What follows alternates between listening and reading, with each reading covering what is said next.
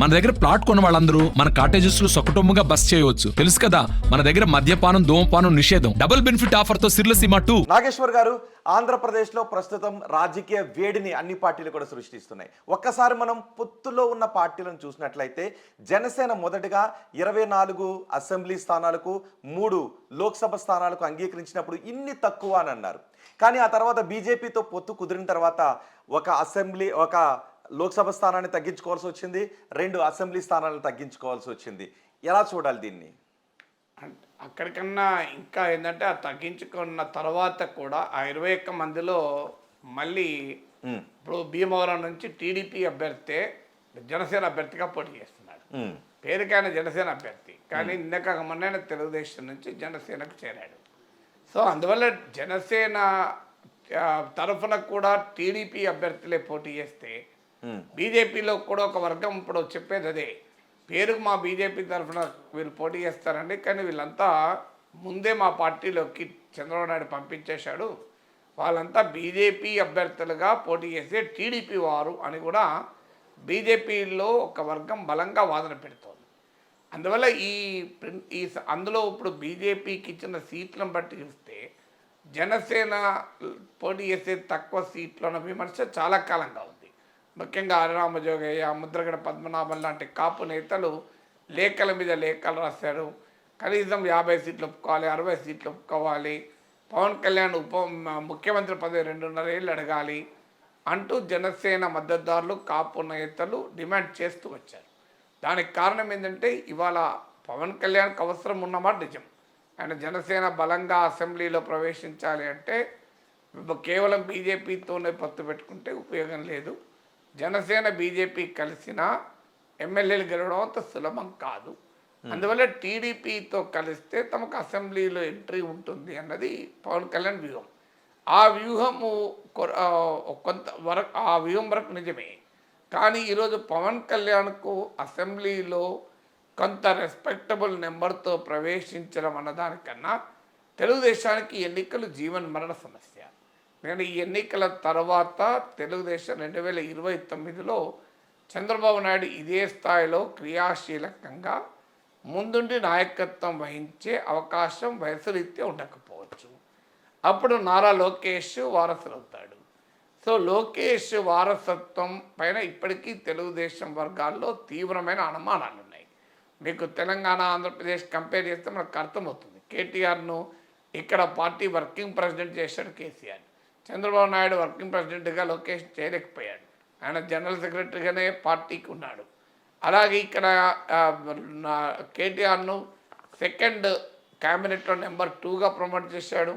అందరికీ అర్థమైంది కేసీఆర్ తర్వాత ఆయనే అని. అన్ని శాఖలను రివ్యూ చేసేవాడు. మళ్ళీ గెలిస్తే ముఖ్యమంత్రిగా కేటీఆర్ అయ్యేవారని కూడా చర్చలు వచ్చాయి. కానీ అక్కడ లోకేష్కి ఆ రకమైన హోదా, ప్రత్యేక హోదా ఏమీ చంద్రబాబు నాయుడు ఇవ్వలేదు. కారణం ఇక్కడ 3 సార్లు అసెంబ్లీకి పోటీ చేసి కేటీఆర్ గెలిచాడు. లోకేష్ ఒకటేసారి అసెంబ్లీకి పోటీ చేసిన మంగళగిరిలో అది కూడా ఓడిపోయాడు. తర్వాత ఎమ్మెల్సీ అయి మంత్రి అయ్యాడు. సో ఈ కంపారిజన్ కనుక గమనిస్తే 2029కి లోకేష్ ఆ స్థాయిలో పార్టీకి నాయకత్వం ఇవ్వగలడా అన్న అనుమానాలు టీడీపీలోనే ఉన్నాయి. సో ప్రజల్లో ఈ మధ్య యువగలం యాత్ర ఇవన్నీ ఎన్ని తిరిగినా కూడా ఆ లీడర్షిప్ చంద్రబాబు నాయుడు ఖాళీ చేసే ప్లేస్ను, చంద్రబాబు నాయుడు క్రియాశీలకంగా నాయకత్వంలో లేనప్పుడు ఆ ప్లేస్ను ఫిల్ చేయగలిగే కెపాసిటీ లోకేష్కు ఉందా అనేటువంటి ప్రశ్నలు ఎదురవుతున్నాయి. దాంతోపాటు ఒక వర్గము జూనియర్ ఎన్టీఆర్ ప్రస్తావన తెస్తున్నారు.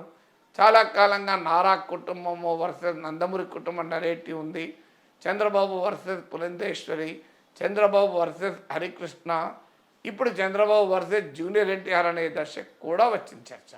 ఈ పరిణామాలన్నీ అధిగమించాలి అంటే టీడీపీ ఈసారి గెలవాలి.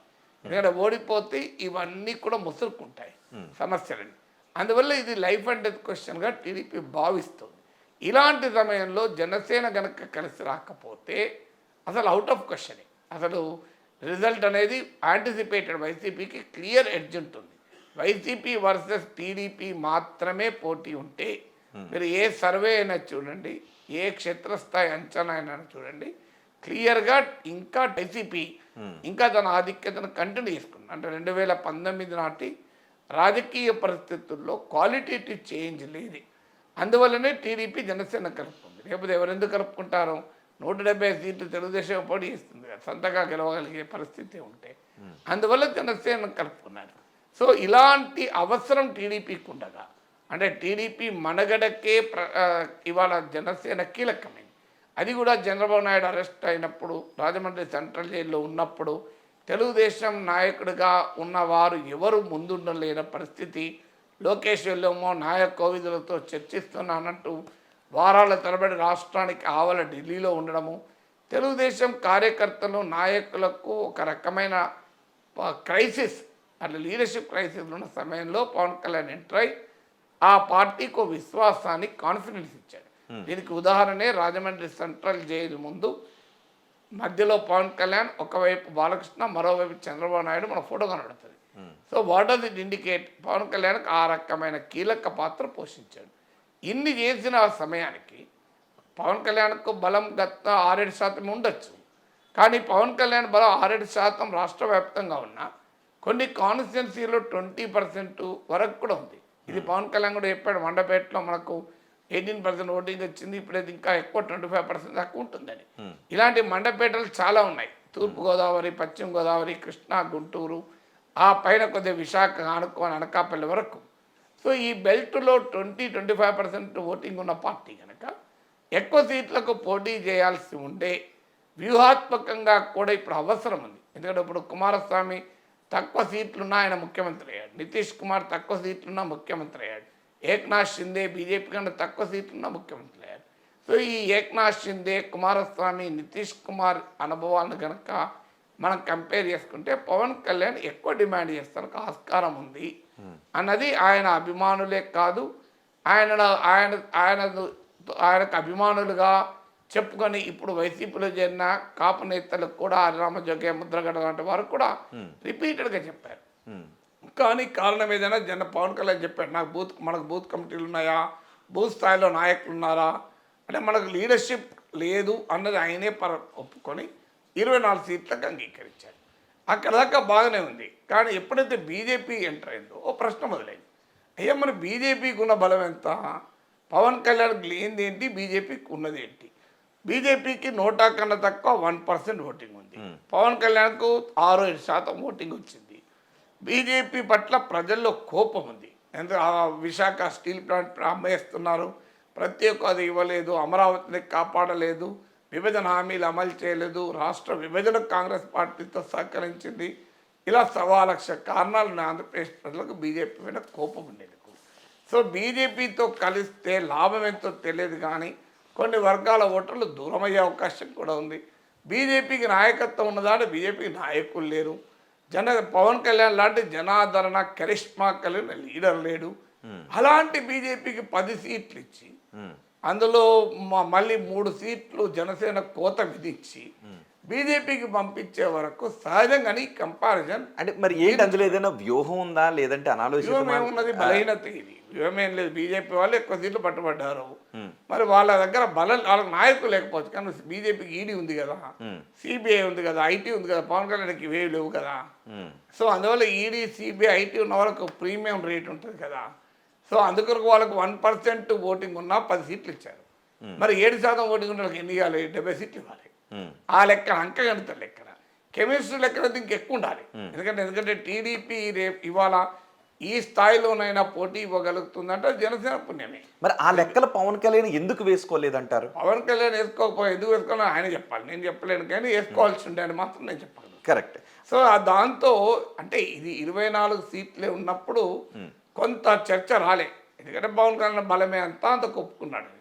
బీజేపీతో కంపారిజన్ వచ్చినప్పుడు ఇబ్బంది అవుతుంది. మంత్రుల పరపక్షం అంటారు చూడండి. రెండు మీకో లడ్డు నాకో లడ్డు ఇచ్చినంత కాలం మీరేం ఫీల్ కారు. నేను నాకు 2 లడ్డులు ఇచ్చినా ఫీల్ కారు.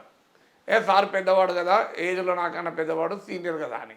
అప్పుడు నాకేమి ఇక మీకు నాకు 1 లడ్డు ఇచ్చి మీకు 5 లడ్డులు ఇచ్చింది అనుకోండి, అంటే నాకు అనిపిస్తుందా అనిపించదా? ఏం రోహిత్ నాకన్నా తురుంకానా, ఆయనకు 5 లడ్డులు ఇచ్చేది నన్ను అవమానించారు కదా అని. ఇప్పుడు అదే సమస్య వస్తుంది. బీజేపీలో నాయకుడు లేడు, చివరి వరకు పొత్తుకు అంగీకరించలేదు, నానా ఇబ్బందులు పెట్టారు. చంద్రబాబు నాయుడు 3-4 సార్లు తిప్పించుకున్నారు. సో ఇంత చేసిన తర్వాత ఆ పార్టీకి పైన వెంపర్లాడి 6 ఎంపీ సీట్లు, పవన్ కళ్యాణ్కి 2 ఎంపీ సీట్లు అయింది. పవన్ కళ్యాణ్ కన్నా పైగా ఎక్కువ 3 బలం నుంచి ఉన్న తగ్గించుకోవాల్సి BJP కి. వచ్చింది ఒకటి. ఆయన ఇంకోటి తగ్గించుకోవాలి, బీజేపీకి 6 అయినాయి. సో అసలు ఏ ప్రాతిపదిక చూసినా బీజేపీతో కంపారిజన్లో జనసేన యాక్సెప్ట్ చేసిన సీట్లు జనసేన గౌరవాన్ని ఇవ్వవు, పవన్ కళ్యాణ్ గౌరవం ఇవ్వవు. వితౌట్ బీజేపీ నేను ఒప్పుకుంటా, 2 పార్లమెంట్ సీట్లు 2, 3, 24 సీట్లు ఉంటే అంతే కదా, మరి జనసేన బలం లేదు కదా అనుకోవచ్చు. కానీ వెన్ కంపేర్ టు బీజేపీ అసలు ఏ రకంగా పోలికలేదు. అంటే ఏ రకంగా ఉపయోగపడుతుంది? ఓన్లీ ఎలక్షనీరింగ్కేనా?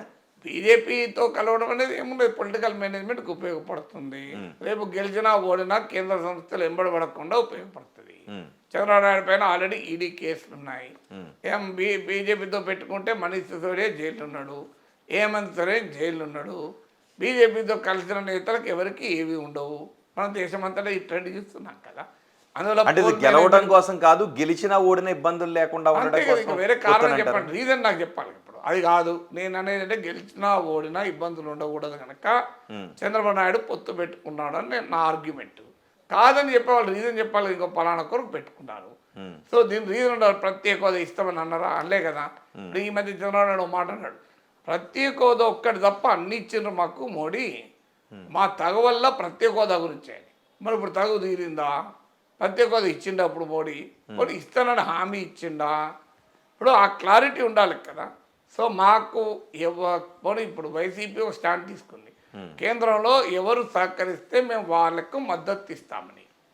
మాతో అదొక స్టాండ్, రైటా రాంగా కరెక్టా తప్ప తర్వాత సంగతి. స్టాండ్ ఇప్పుడు టీడీపీ స్టాండ్ ఏంటి? చంద్రబాబు నాయుడు చెప్పాడు కదా, ప్రత్యేక హోదా ఇవ్వనందుకు మేము తగువ పెట్టుకున్నాను. మరి ప్రత్యేక హోదా ఇచ్చినప్పుడు ఎందుకు మళ్ళీ మైత్రి ఇస్తున్నారు? అంటే ఈ పొత్తులు కలపడంలో పవన్ కళ్యాణ్ చొరవని, పవన్ కళ్యాణ్ ఆతృతని ఏ విధంగా చూడాలి? పవన్ కళ్యాణ్ చొరవ ఆతృత కన్నా ఇక్కడ క్లియర్గా బీజేపీ డామినేషన్ కనబడుతుంది. అంటే బీజేపీ బెటర్ బార్గెన్ చేసుకోగలిగింది. వాస్తవంగా బీజేపీతో లాభం కాదు, నష్టం. ఇప్పుడు ఉదాహరణకు సిటిజన్షిప్ అమెండ్మెంట్ యాక్ట్ వచ్చింది. ఇప్పుడు దీని బీజేపీ రేపు ఎన్నికలు దగ్గర పడుతున్న కొద్దీ తన ఎజెండా, మతపరమైన ఎజెండా ముందుకు తీసుకొస్తుంది. సిఏ ముందుకు తీసుకొస్తుంది, యూనిఫామ్ సివిల్ కోడ్ ముందుకు తీసుకొస్తుంది. మళ్ళీ ఇజబులు, హలాళ్ళు, టిప్పు సుల్తాన్ లాగా అనేకం వస్తాయి ఎజెండాలు. సో ఆ ఎజెండా వచ్చిన తర్వాత మైనారిటీ ఓటర్లు ఇప్పటికే వైఎస్ఆర్ కాంగ్రెస్ వెనకాల ర్యాలీ అవుతున్నారు. సో మణిపూర్ ఘటనలు ఉన్నాయి. ఇవన్నీ కూడా మైనారిటీ ఓట్ని ఇప్పటికే వైసీపీ వెనకాల గణనీయంగా ర్యాలీ అవుతుంది. ఇప్పుడు ఈ దెబ్బతో బీజేపీతో కలవడంతో ముస్లిం క్రిస్టియన్ ఓటు కనుక టీడీపీ నుంచి దూరం అయితే కూటమి భారీగా దెబ్బతింటుంది. ఇప్పుడు ఎందుకంటే క్రిస్టియన్ ఓటు కన్నా ఈవెన్ ముస్లిం ఓటు సరిపోతుంది. ఒక అంచనా ప్రకారం కనీసం ఒక 30 సీట్లలో ముస్లింలు గెలుపోవడం నిర్ణయించగలుగుతారు. అంటే వాళ్ళ ఓటింగ్ తక్కువ ఉండొచ్చు. మీరు కర్నూలు ఉంది, ఒక గుంటూరు ఉంది, సో అనంతపురం ఉంది, ఒక కదిరి ఉంది, ఇలా చాలా సీట్లలో ముస్లిం పాపులేషన్ సిగ్నిఫికెంట్గా ఉంటారు. సో మరి వాళ్ళంతా కూడా ఇప్పుడు బీజేపీ దాడి మొదలైన తర్వాత ఎలా ఓట్లేస్తారు అన్నది ఒక కీలకం. కానీ 2014లో కూడా జనసేన పోటీ చేయకపోయినా దాదాపు ఇదే పొత్తు కదా. అంటే అప్పుడున్న సిచ్యువేషన్ వేరు. అప్పుడు బీజేపీ ఎజెండా, మోడీ ఎజెండా ఈ స్థాయిలో విశ్వరూపం లేదు కదా. 2014కు ముందు మీకు ఈ సిఏ లేదు, యూనిఫామ్ సివిల్ కోడ్ లేదు, హిజబ్ లేదు, హలాల్ లేదు, ఈ ఎజెండానే లేదు కదా. సో అప్పుడు 2014లో రిలీజియస్ ఎజెండాతో బీజేపీ అధికారంలోకి రాలే. మీకు 2014లో development agenda, Gujarat model of development, UPA కుంభకోణాలు, good governance, clean governance, anti corruption, ఈ ప్లాంక్తో మోడీ వచ్చాడు కదా. అప్పటికిప్పటికి 10 ఏళ్ల తర్వాత మారిపోయింది. ఇప్పుడు సెక్యులర్ అన్న పదమే రాజ్యాంగాలకు తీసేస్తాం. నిన్నగా మన అనంత హెగడే అన్నాడు, అసలు రాజ్యాంగం మార్చేస్తామా 400 సీట్లు ఇస్తే. సో ఇప్పుడు అప్పటికి ఇప్పటికీ వాళ్ళ వాదనలు చాలా తేడా ఉంది. 2014కు ముందు, 2014 తర్వాత. ఇప్పుడు అగ్రెసివ్ హిందుత్వ స్టాండ్ తీసుకొని జనంలోకి వెళ్ళినప్పుడు మరి మిగతా బీజేపీని అంగీకరించని ఓటర్లు టీడీపీకి దూరం అయితే ఇప్పుడు 30 సీట్లలో గెలుపోవడం లెక్క కాదు, ఇంకొన్ని సీట్లలో 10,000 నుంచి 20,000 మంది ఉంటారని అంచనా. సో అందువల్ల అక్కడ మళ్ళీ పోలరైజ్ కాంటెస్ట్, ఒకవైపు టీడీపీ, జనసేన, బీజేపీ, ఒకవైపు వైసీపీ. ఇంకొక ఛాలెంజ్ ఉంది, బీజేపీ శ్రేణుల్లో ఈ పొత్తు పట్ల ఇష్టం లేదు. మీరు బీజేపీ రాష్ట్ర కమిటీ ఇష్టం లేదు. ఇప్పుడు ఇవాళ కూడా పత్రికలు వచ్చింది చూడండి. అసలు గతంలో ఓడిపోయిన సీట్లే బీజేపీకి ఇచ్చారు చంద్రబాబు నాయుడు. లేదు మా వాళ్ళే బీజేపీకి ఇష్టం లేకపోవడానికి ఏముంది ఆంధ్రప్రదేశ్లో అని ఏమి ఉన్నా లేకపోయినా గెలవాలని అయితే కోరుకుంటారు కదా. అంటే బీజేపీ రాష్ట్ర నాయకత్వం, రాష్ట్రంలో ఒక బలమైన నాయకత్వం భావించేది ఏంటంటే మనము ఈ ఎలక్షన్లో గెలవకపోయినా ఈ ఎలక్షన్లో మోడీ ప్రభావంతో ప్రతి లోక్సభ నియోజకవర్గంలో 1,00,000 ఓట్లు తెచ్చుకోగలిగితే ఇది పునాదిగా ఏర్పడి నెక్స్ట్ లోకల్ బాడీస్కు అది పెరగచ్చు అని. ఇప్పుడు బీజేపీ తెలంగాణలో ఏముంది, 2018లో 7% ఓట్లు వచ్చాయి, ఒక్క సీట్ వచ్చింది. 5 ఎమ్మెల్యేలు ఉంటే 5గురిలో 4 ఓడిపోయారు, ఒక్కరు గెలిచారు. ఏమైంది 2019 లోక్సభ ఎన్నికలకు వచ్చే వరకు 4 ఎంపీ సీట్లు గెలుచుకున్నారు, 20% ఓటింగ్ వచ్చింది. తర్వాత దుబ్బాక గెలుచుకున్నారు, హుజురాబాద్ గెలుచుకున్నారు, జిహెచ్ఎంసీలో భారీ విజయం సాధించారు. తర్వాత తెలంగాణలో వాళ్ళ స్వయంకృత అపరాధాల వల్ల దెబ్బతిన్నారు. దెబ్బతిన్నా కూడా 8 సీట్లు వచ్చాయి, 1 నుంచి 8 పెరిగింది, 7 నుంచి 14% పెరిగింది. అందువల్ల ఆంధ్రప్రదేశ్లో బీజేపీ నాయకత్వంలో ఒక బలమైన వాదన ఏంటంటే మనం టీడీపీతో పోకూడదు, మనం ఓపిక పడితే 2029 వరకు బలం అవుతాం. అప్పుడు టీడీపీ బలహీనపడుతుంది. ఈ ఓడిపోవటం తర్వాత చంద్రబాబు నాయుడు క్రియాశీలకంగా నాయకత్వం ఉండడు, అప్పుడు మనము ఒక దెబ్బ కొట్టవచ్చు అనేది బీజేపీ అంచనా. ఇందుకు భిన్నంగా జాతీయ నాయకత్వం చంద్రబాబు నాయుడుతో వెళ్ళాలని నిర్ణయించుకున్నారు. ఇంకొక ఛాలెంజ్ కూడా ఉంది. అసలు టీడీపీ శ్రేణుల్లో బీజేపీ పట్ల అసలు పొత్తుకి ఇష్టమే లేదు. సో టీడీపీ శ్రేణుల్లో తీవ్రమైన వ్యతిరేకత, మామూలు వ్యతిరేకత లేదు. ఒక్క చంద్రబాబు నాయుడు తప్ప నా డౌట్ పోలిట్ బ్యూరోలో కూడా ఎవరు బీజేపీతో పొత్తులు సాగించారు. ఎందుకంటే సింపుల్ లెక్క, బీజేపీతో పొత్తు పెట్టుకుని ఏమని జనాలకు చెప్పాలి. ఇప్పటిదాకా టీడీపీ నాయకులే టీవీలలో చెప్పారు కదా, ఇవాళ జగన్కు అన్ని రకాలుగా బీజేపీ అండగా ఉంది, జగన్ అప్పులు చేస్తుంటే, పథకాల కొరకు నిధుల కొరకు అప్పులు చేస్తుంటే కేంద్రం సహకరించింది, అమరావతి విషయంలో మోడీ చెప్తే కాదనేవాడా, మోడీ చెప్తే అమిత్ షా చెప్తే చంద్రబాబు నాయుడు అరెస్ట్ చేసేవారా, ఇలా రకరకాల ఫ్యాక్టర్స్లో టీడీపీ వాళ్ళే అన్న మాటలు ఇవన్నీ. ఎందుకంటే జగన్కు సహకరించింది మోడీ అని. ఇప్పుడు మళ్ళీ ఏం చెప్పుకొని తెలుగుదేశం పార్టీ జనంలోకి వెళ్తుంది, టీడీపీ శ్రేణులను ఎలా కన్విన్స్ చేస్తుంది. ఇప్పుడు వాళ్ళకి బలం ఎంత, అలా బలమైన ఎంపీ సీట్లు కూడా అడుగుతున్నారు వాళ్ళు. సో అందువల్ల ఈ ప్రాబ్లం బీజేపీలో కూడా ఉంది. అందువల్ల పొత్తుల వల్ల బీజేపీతో పొత్తు డెఫినెట్గా పెద్ద ఇష్యూ కాబోతుంది. ఓకే, పవన్ కళ్యాణ్ ఇష్యూని ఏ విధంగా చూడాలి? ఇప్పటికే పవన్ కళ్యాణ్ పైన చాలా విమర్శలు చేస్తూ వచ్చారు. అటు వైసీపీలో ఉన్న కాపు నాయకులు విమర్శలు చేశారు, ఆ తర్వాత చేగొండ హరిరామ్ జోగయ్య, ముద్రగడ పద్మనాభం లాంటి వాళ్ళు కూడా విమర్శలు చేశారు. వాళ్ళు కూడా వైసీపీ నేతలు. ఇప్పుడు ముద్రగడ వైసీపీలో అంటే ముందు నుంచి కోవట్లు అనుకోవాల్సిన అవసరం ఉందా, లేదంటే పవన్ కళ్యాణ్ విధానాలు నచ్చకే ఆ తర్వాత వెళ్ళారు అనుకోవాల్సిన అవసరం ఉంటుంది? రాజకీయాలలో కోవట్లు అందరు ఎవరికి కోవట్లు ఎవరు చెప్పలేము. బట్ జనసేన విధానాలు నచ్చకపోతే వైసీపీ పోవాల్సిన అవసరం ఉన్నది. ఇంకో పార్టీకి పోకూడదా? జనసేనలో ఉండకపోతే ఇండిపెండెంట్ ఉండకూడదా? అంటే జనసేన నచ్చకపోతే జగన్ దగ్గరికి వెళ్తే జగన్ నచ్చుతాడా? సో అది రాజకీయంగా అర్థం లేని ఆర్గ్యుమెంట్ అవుతాయి కదా. నీకు నచ్చకపోతే నువ్వే సొంత పార్టీ పెట్టుకో, నచ్చకపోతే వేరే ఇండిపెండెంట్గా ఉండు. నువ్వు నిన్నటిదాకా జనసేన అభిమాని, ఇవాళ జగన్ అభిమానం అంటే రెండిట్లో సాధ్యమవుతాయండి. సో అది రాజకీయ అవకాశవాదం అవుతుంది కదా. జనసేన పైన కాపు ఉద్యమ నేతలుగా వాళ్ళు అనేక కీలక ప్రశ్నలు రైజ్ చేశారు, కానీ వాళ్ళు ఒక్కసారి వైసీపీలో చేయడంతో వాళ్ళ క్రెడిబిలిటీ క్వశ్చనబుల్ అయింది కదా. నాగేశ్వర్ గారు, ఏ రాజకీయ పార్టీ అయినా సరే మనం ఎన్నికల్లో గెలుస్తాం, మనం అధికారంలోకి వస్తాం అనే ఒక ఉత్సాహాన్ని జనాల్లో కనిపించాలి, నమ్మకాన్ని కలిగించాలి. ఈవెన్ ప్రజాశాంతి పార్టీ నుంచి కూడా కేపాల్ కూడా అదే చెప్తాడు, మేము అధికారంలోకి వచ్చేస్తున్నాం, అన్ని స్థానాల్లోనూ గెలుస్తామని. కానీ జనసేన నాయకుడు అలాంటి నమ్మకాన్ని ఏ స్థాయిలోనూ కేడర్లో కల్పించలేకపోతున్నాడనే ఒక విమర్శ. జనసేన పోటీ అయితే 24 సీట్లు కదా, మేమే అధికారంలోకి వస్తాం, ఆయన అధికారంలో కూటమి అధికారంలోకి వస్తుందని రోజు చెప్తున్నాడు కదా. మరిన్ని వీడియోస్ కోసం ఛానల్ ని సబ్స్క్రైబ్ చేయండి, లేటెస్ట్ అప్డేట్స్ కోసం వాట్సాప్ ఛానల్ ని ఫాలో చేయండి, అండ్ లింక్ డిస్క్రిప్షన్ లో ఉంది.